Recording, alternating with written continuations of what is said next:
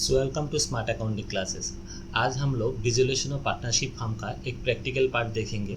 ये आपका illustration number 7 और आप लोगों के पास अगर डीके गोयल का बुक है तो डीके गोयल का बुक से लिया हुआ है ये क्वेश्चन।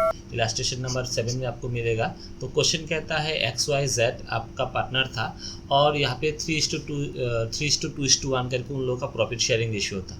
आप लोगों का नीचे जो क्वेश्चन बोलता है, क्वेश्चन में एक बैलेंस शीट दिया है। आपका लायबिलिटी साइड हो गया, आपका क्रेडिटर हो गया मिसेस एक्स लोन, मतलब एक्स जो हम लोग का पार्टनर था उस पार्टनर का वाइफ से भी लोन लिया हुआ है, एक्स से लोन लिया है। बिजनेस वर्कमैन कंपेंसेशन रिजर्व भी है, इन्वेस्टमेंट फ्लक्चुएशन रिजर्व भी है। हम basically I am doing this practical just to give you the idea about the workman compensation reserve and the investment fluctuation fund.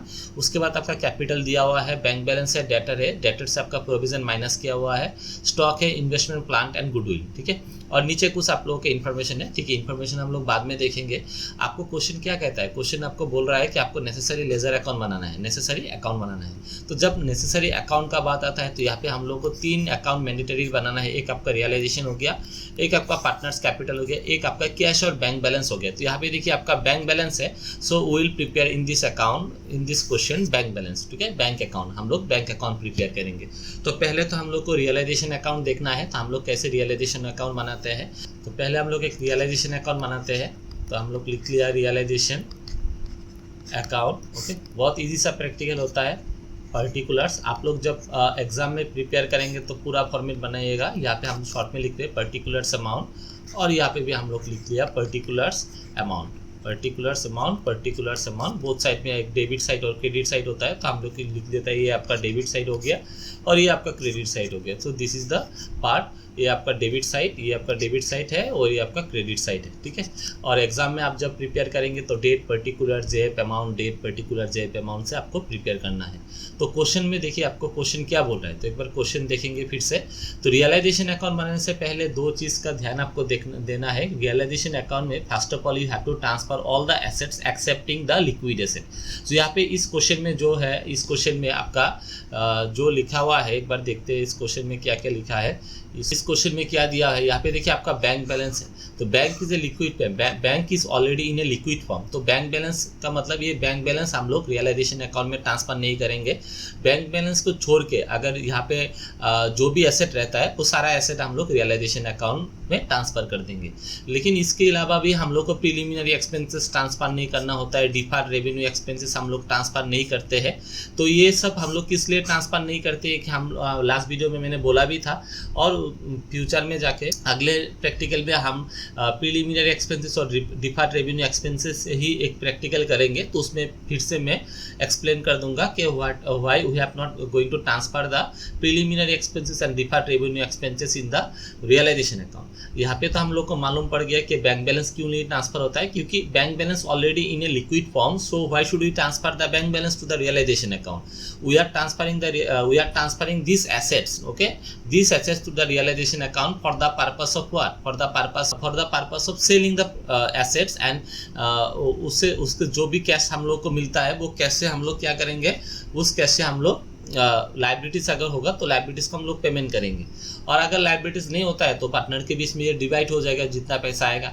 तो पहले हम लोग ट्रांसफर करेंगे डेटर से। तो हम लोग लिखेंगे टू डेटर और अमाउंट आपका कितना दिया हुआ है, अमाउंट है आपका 15,000। ये वाला अमाउंट नहीं लिखेंगे, अंदर का जो भी अमाउंट है वो लिखेंगे। Before deducting the provision deduct करने से पहले कितना था, 15,000। तो यहाँ पे हम लोग लिखेंगे 15,000, और जो भी प्रोविजन था वो हम लोग क्रेडिट साइड में लिखेंगे बाय प्रोविजन बोल के हम लोग यहाँ पे लिखेंगे कितना, 1,000, ओके। उसके बाद आपका क्या दिया हुआ है, स्टॉक दिया हुआ है 80,000 का। तो लिखेंगे टू स्टॉक 80,000 का स्टॉक है, ठीक है। उसके बाद लिखा हुआ है, उसके बाद दिया हुआ है आपका इन्वेस्टमेंट 20,000। तो लिखेंगे टू इन्वेस्टमेंट 20,000। इन्वेस्टमेंट लिखने के साथ साथ हम लोग यहाँ पे लिखेंगे बाय इन्वेस्टमेंट फ्लक्चुएशन रिजर्व, ठीक है। तो इन्वेस्टमेंट फ्लक्चुएशन रिजर्व भी है हम लोगों का, कितना दिया हुआ है, 7,500। नेक्स्ट है हम लोगों का टू प्लांट, बैलेंस शीट में प्लांट है तो प्लांट है 75,000 का। तो यहाँ पे हम लोग लिखेंगे 75,000। और उसके बाद है टू गुडविल दिया हुआ है आपका 35,000 का, ठीक है। तो यहाँ पे देखिए दो ट्रीटमेंट है, ये दो ट्रीटमेंट के बारे में आप लोगों को अच्छे से कॉन्सेप्ट रहना पड़ेगा कि इन्वेस्टमेंट फ्लक्चुएशन रिजर्व, ठीक है ना। तो इन्वेस्टमेंट फ्लक्चुएशन रिजर्व इन्वेस्टमेंट से रिलेटेड है, जैसे कि डेटर से रिलेटेड होता है प्रोविजन, इसलिए डेटर अगर रियलाइजेशन का डेबिट में आता है तो प्रोविजन ऑब्वियसली क्रेडिट साइड में आएगा। और इन्वेस्टमेंट फ्लक्चुएशन रिजर्व आपका इन्वेस्टमेंट से रिलेटेड है, तो इन्वेस्टमेंट अगर आपका डेबिट साइड में आता है तो इन्वेस्टमेंट फ्लक्चुएशन रिजर्व आपका क्रेडिट साइड में जाएगा। अगर देखिए यहाँ पे अगर इन्वेस्टमेंट नहीं होता, कि एज्यूम कीजिए कि investment is not given in the question, then this reserve will be transfer to the credit side of the partners capital account. तो इन्वेस्टमेंट फ्लक्चुएशन रिजर्व को हम पार्टनर्स कैपिटल के अकाउंट में ट्रांसफर कर देते। लेकिन ये इन्वेस्टमेंट है, इसलिए इन्वेस्टमेंट जहाँ जाएगा इन्वेस्टमेंट के साथ ही इन्वेस्टमेंट फ्लक्चुएशन रिजर्व जाएगा। तो इस केस में इन्वेस्टमेंट हम लोग रियलाइजेशन अकाउंट में ट्रांसफर किया, तो इसी कारण इन्वेस्टमेंट फ्लक्चुएशन रिजर्व को आपको कहाँ ट्रांसफर करना है, रियलाइजेशन अकाउंट में ट्रांसफर करना है। अगर क्वेश्चन में इन्वेस्टमेंट नहीं रहता तो इन्वेस्टमेंट फ्लक्चुएशन रिजर्व आपका कहाँ ट्रांसफर होता, पार्टनर्स कैपिटल अकाउंट का क्रेडिट साइड में ट्रांसफर होता, ठीक है। तो अभी हम लोग यहाँ पे क्या क्या ट्रांसफर करेंगे, लायबिलिटीज। कौन सा लायबिलिटीज, थर्ड पार्टी लायबिलिटी, याद रखिए थर्ड पार्टी लायबिलिटी मतलब जो बाहर का आदमी है। तो यहाँ पे क्रेडिटर बाहर का आदमी है, तो हम लोग ट्रांसफर करेंगे बाय क्रेडिटर। हम लोग क्रेडिटर ट्रांसफर कर दिया, कितना है क्रेडिटर 18,500, तो यहाँ पे लिखेंगे 18,500। उसके बाद हम ट्रांसफर करेंगे बाय मिसेस एक्स लोन, तो एक्स का लोन है तो एक्स का लोन को ट्रांसफर करेंगे 5,000। तो एक्स तो पार्टनर था, एक्स को मिसेस तो पार्टनर नहीं है, एक्स का वाइफ तो पार्टनर नहीं है, इसलिए उसको थर्ड पार्टी एज्यूम किया है हम लोगों ने, और थर्ड पार्टी एज्यूम करके उसका पैसा जो है हम लोग रियलाइजेशन अकाउंट में ट्रांसफर कर दिया है। उसके बाद देखिए और कुछ है क्या, और वर्कमैन कंपेंसेशन रिजर्व कुछ है नहीं, अगर इसके अगेंस्ट में कुछ लायबिलिटी रहता है तो बाद में हम लोग देखेंगे। उसके बाद आपका कैपिटल लिखा हुआ, इन्वेस्टमेंट फ्लक्चुएशन रिजर्व तो हम लोग को ट्रांसफर कर दिया, और उसके बाद कैपिटल है। अभी देखिए इन्फॉर्मेशन हम लोग को क्या बोलता है, X to cover the investment 25% more than the book value. X ने किया था, इन्वेस्टमेंट लिया था, तो एक्स अगर इन्वेस्टमेंट लेते तो हम लोग लिखेंगे by X capital account. X का कैपिटल से हम लोग पैसा डिडक्ट करेंगे, एक्स कैपिटल अकाउंट, ब्रैकेट में लिखेंगे investment to cover, took over. तो इन्वेस्टमेंट टू कवर, इन्वेस्टमेंट लिया था 25% ज़्यादा पैसा से, तो 25,000 का 25%, 20,000 का आप 25% निकालिए तो कितना होगा, 25,000 से लिया था, ठीक है ना। 20,000 का 25%, 20,000 का 10% होने से आपका 2,000, 20% होने से आपका कितना हो गया 4,000, और 5% होने से 1,000। तो आप लोग को कितना में 5,000 ज़्यादा में लिया, तो इसके लिए इसका दाम हो जाएगा आपका, इसका प्राइस हो जाएगा 25,000। नेक्स्ट क्वेश्चन में लिखा हुआ है Y to cover debtor amounting ₹5,000 at 4,000। तो वाई ने किया था, डेटर लिया था, तो हम लोग लिखेंगे by Y's capital account, by Y's capital account, ठीक है। तो डेटर लिया था, अभी पूरा का पूरा डेटर नहीं लिया, ये जो डेटर था 15,000 का जो भी डेटर था उसको दो पार्ट किया है, एक 10,000 का पार्ट किया है और एक 5,000 का पार्ट किया है, और 5,000 वाला डेटर 4,000 में लिया था। कौन लिया था, वाई लिया था, तो यहाँ पे हम लोग लिखेंगे 4,000, ओके 4,000। उसके बाद क्वेश्चन क्या कहता है, क्वेश्चन कहता है remaining debtor realise 75% of their book value, और जो बाकी बचा हुआ डेटर था, मतलब ये जो 10,000 का डेटर था इससे रियलाइज किया, मतलब इन कस्टमर लोगों से हम लोग को 75% ही पैसा मिला, तो लिखेंगे बाय बैंक अकाउंट, पैसा मिला ना ये, तो बाय बैंक अकाउंट, ब्रैकेट में लिखेंगे डेटर रियलाइज्ड। तो डेटर रियलाइज यहाँ पे कितना आएगा 75%, मतलब 10,000 का 75% करने से 7,500, ठीक है। उसके बाद क्वेश्चन कहता है stock is sold 59,000 and plant को भी 40,000 में सेल किया था, तो यहाँ पे लिखेंगे बाय बैंक अकाउंट।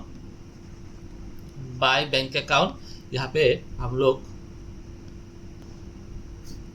यहाँ पे लिखेंगे स्टॉक 59,000 और प्लांट कितना था हम लोगों का 40,000, प्लान को 40,000 में सेल किया है, तो यहाँ पे 40,000 दोनों टोटल करके हम लोग यहाँ पे लिखेंगे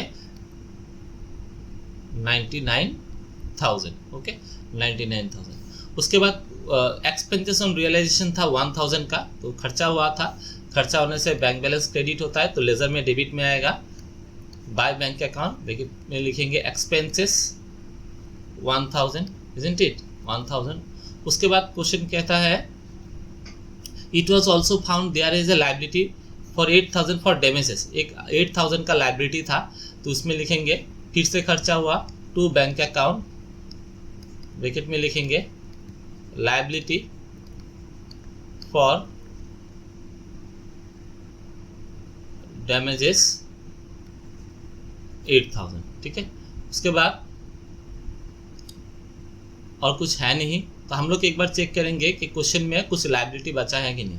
तो यहाँ पे देखिए एक लायबिलिटी था, ये दो चीज़, प्रोविजन कभी भी आप लोगों का पेड नहीं होता है, मतलब ये रियलाइजेशन का क्रेडिट साइड में ट्रांसफर होगा लेकिन पेमेंट साइड में आएगा नहीं। In the similar way investment fluctuation reserve आपका क्रेडिट साइड में ट्रांसफर तो होगा लेकिन पेमेंट में आएगा नहीं। और बचा हुआ है आपका यहाँ पे देखिए क्रेडिटर बचा हुआ है और लोन बचा हुआ है, ठीक है ना। तो इन दोनों लायबिलिटी के बारे में क्वेश्चन में कुछ भी मेंशन नहीं है, nothing is mention regarding this two liabilities, one is the creditor and another is the X loan, ठीक है, Mrs X loan. So what should we do? तो ये अगर लायबिलिटी के बारे में कुछ लिखा नहीं है तो इसका मतलब इसको फुल पेमेंट करना है, तो हम लोग इसको फुल पेमेंट कर देंगे। अभी बिजनेस इसको फुल पेमेंट करेगा, तो एंट्री होगा टू बैंक अकाउंट, अंडरलाइन करके यहाँ पे लिखेंगे क्रेडिटर और अमाउंट में लिखेंगे 18,500, सॉरी अंदर लिख लेता है 18,500, और यहाँ पे लिखेंगे मिसेस एक्स लोन है आपका 5,000, तो पूरा पेमेंट कर दिया 5,000, दोनों प्लस करके लिखेंगे हम लोग 23,500, ओके। और क्वेश्चन और कुछ कहता है क्या? क्वेश्चन में और कुछ दिया है? कुछ भी नहीं है। तो हम लोग इस बार क्या करेंगे, रियलाइजेशन से प्रॉफिट या लॉस इन दोनों को कैलकुलेशन करेंगे। तो on the both side will total the realisation account, हम लोग को realisation account both side total करना है। तो हम लोग एक बार टोटल करेंगे, देखेंगे कि रियलाइजेशन में कितना होता है टोटल करके। तो एक बार चेक करते हैं कि यहाँ क्या बैलेंस है। तो प्लस करने के बाद हम लोग का क्रेडिट साइड डेबिट से ज़्यादा हुआ 2,57,500, और यहाँ पे भी लिखेंगे 2,57,500, और जो डिफरेंस निकल रहा है 90,000 ये बिजनेस का लॉस हो गया। तो हम लोग लिखेंगे बाय पार्टनर्स कैपिटल अकाउंट, तो ये लॉस को पार्टनर्स कैपिटल में ट्रांसफर करना है, पार्टनर्स कैपिटल अकाउंट, ठीक है। पार्टनर्स कैपिटल में ट्रांसफर में अपना हो गया एक्स, वाई और जेड। तो इस 90,000 को हम लोग 3:2:1 में, तो एक हो जाएगा आपका 45,000, another will be 30,000 and the last one will be 15,000। So this is all about the realisation account. तो रियलाइजेशन में हम लोगों ने क्या किया देखा, पहले हम लोगों ने क्या किया था रियलाइजेशन अकाउंट में, एक बार देख लेते हैं। तो पहले हम लोगों ने एसेट ट्रांसफ़र किया, उसके बाद हमने लायबिलिटीज ट्रांसफ़र किया, एसेट को रियलाइज़ किया, ठीक है, या एसेट कोई पार्टनर भी टू कवर किया था। उसके बाद हमने लायबिलिटीज पेमेंट किया। अगर कोई लायबिलिटी के बारे में कुछ लिखा नहीं है उसका मतलब उसका फुल पेमेंट करना है। और उसके बाद जो भी डिफरेंस निकलेगा, यहाँ पे निकला है, यहाँ पे लॉस इंडिकेट कर रहा है, तो ये लॉस हो गया, बिजनेस का लॉस है। तो लॉस हो गया था आपका 90,000, जिसको हम लोगों ने होल रेशियो में पार्टनर के बीच में डिस्ट्रीब्यूट कर दिया। तो 45, 30 एंड 15,000 उसका निकला। नेक्स्ट हम लोग देखेंगे पार्टनर्स कैपिटल अकाउंट। तो एक बार हम लोग ऊपर में लिखते हैं पार्टनर्स कैपिटल अकाउंट, ठीक है। तो पार्टनर्स कैपिटल में सेम है, पर्टिकुलर्स हो गई यहाँ पे, और उसके बाद एक्स, वाई और जेड। यहाँ पे भी सेम पर्टिकुलर्स एक्स, वाई और जेड, ठीक है। ये आपका हो गया। यहाँ पे हम लोग डेबिट क्रेडिट क्लासीफाई करेंगे। तो ये हो गया आपका debit side. So this is the debit side and this is the credit side. तो पार्टनर्स कैपिटल हमेशा क्रेडिट साइड से स्टार्ट होगा। बाय बैलेंस, ओपनिंग बैलेंस है यहाँ पे, पॉजिटिव बैलेंस मतलब क्रेडिट बैलेंस है, बाय बैलेंस BD। तो देखिए कितना है पार्टनर्स में 60, 56 एंड 40। तो कितना है 60, 56 एंड 40, ठीक है, 40,000। उसके बाद हम लोग देखेंगे कहाँ पे पार्टनर का नाम लिखा हुआ है रियलाइजेशन अकाउंट में, कहाँ के पार्टनर का नाम लिखा हुआ है एक बार चेक करेंगे। तो यहाँ पे देखिए आपका डेबिट साइड में कोई पार्टनर्स का नाम यहाँ पे मेंशन नहीं है। डेबिट साइड में आपका कोई पार्टनर का नाम नहीं है। क्रेडिट साइड में है, क्रेडिट साइड में आपका पार्टनर का नाम है। यहाँ पे देखिए एक्स कैपिटल अकाउंट है, वाइस कैपिटल अकाउंट है, और उसके बाद ये भी है, ठीक है, लॉस भी है। तो X capital account, Y's capital account, loss है। तो X capital account realisation account का क्रेडिट साइड में है, तो पार्टनर्स कैपिटल अकाउंट का डेबिट साइड में आएगा। तो हम लोग एंट्री करेंगे टू रियलाइजेशन अकाउंट, ठीक है। और अमाउंट कितना लिखा हुआ है 25,000, तो लिखेंगे 25,000, यहाँ पे डैश, यहाँ पे डैश, ठीक है। और उसके बाद वाइस कैपिटल लिखा हुआ है 4,000, तो लिखेंगे टू रियलाइजेशन अकाउंट, एक्स में डैश, वाई में है 4,000 और जेड में भी डैश, ठीक है। उसके बाद हम लोग देखेंगे यहाँ पे लिखा हुआ है पार्टनर्स कैपिटल लिखा हुआ है, मतलब लॉस हुआ था ना, तो उसमें उसको भी हम लोग लिखेंगे टू रियलाइजेशन अकाउंट। अगर आप चाहे तो यहाँ पे मेंशन कर सकते हैं लॉस, ठीक है, यहाँ पे मेंशन कर सकते हैं किस पर्पस के लिए थे, यहाँ पे भी तो लॉस हो गया था यहाँ पे 45,000 का, उसके बाद लॉस हुआ था 30,000 का, और उसके बाद लॉस हुआ था आपका 15,000 का, ठीक है। और कुछ रियलाइजेशन में और कुछ नहीं है रियलाइजेशन अकाउंट में। उसके बाद हम लोग बैलेंस शीट देखेंगे कहाँ पे कुछ रिजर्व है, तो यहाँ पे देखिए एक रिजर्व है, वर्कमैन कंपेंसेशन फंड, इसको पार्टनर के बीच में डिस्ट्रीब्यूट करना है। तो रिजर्व हमेशा क्रेडिट बैलेंस होता है, ट्रांसफर करने से डेबिट हो जाएगा, तो workman compensation fund reserve account debit to partners capital account, ये एंट्री बनता है। तो पार्टनर्स कैपिटल में पार्टनर्स कैपिटल ट्रांसफर नहीं होगा, रिजर्व क्या था, डेबिट बैलेंस डेबिट होकर रखा था ना, तो वहाँ पे क्रेडिट में ट्रांसफर होगा, तो एंट्री होगा बाय वर्कमैन कंपेंसेशन रिजर्व। तो देखिए अमाउंट कितना है 30,000, इस 30,000 का हम लोग 3:2:1 में डिवाइड करना है। तो ये 30,000 को 3:2:1 में डिवाइड करने से कितना आएगा 15,000, 10,000 एंड 5,000, ठीक है, एंड 5,000। उसके बाद आपका इन्वेस्टमेंट फ्लक्चुएशन रिजर्व है, ये नहीं होगा कि ये ऑलरेडी रियलाइजेशन में ट्रांसफ़र किया हुआ था, और कुछ यहाँ पे और कुछ है नहीं, तो हम लोग इसको क्लोज करेंगे अभी, तो बोथ साइड क्लोज कर देंगे और देखेंगे कौन सा साइड ज़्यादा होता है। तो यहाँ पे हो गया 60 और ये 75,000, और यहाँ पे भी हो गया आपका 75,000, और जो भी बैलेंस बचेगा वो हम लोग ट्रांसफ़र करेंगे टू बैंक अकाउंट में, टू बैंक अकाउंट। तो यहाँ से आपका दोनों को प्लस करने से 70, तो यहाँ पे 5,000 आएगा बैलेंस। यहाँ पे आपका हो गया 66,000, और यहाँ पे भी लिखेंगे हम लोग 66,000। 66,000 से आपको 34,000 माइनस करने से कितना आएगा 32,000। नेक्स्ट आपका यहाँ पे हो गया 45,000, तो यहाँ पे भी लिखेंगे 45,000 और माइनस करने से यहाँ पे आएगा आपका 30,000। और अभी जो लास्ट अकाउंट है वो है हम लोगों का बैंक अकाउंट।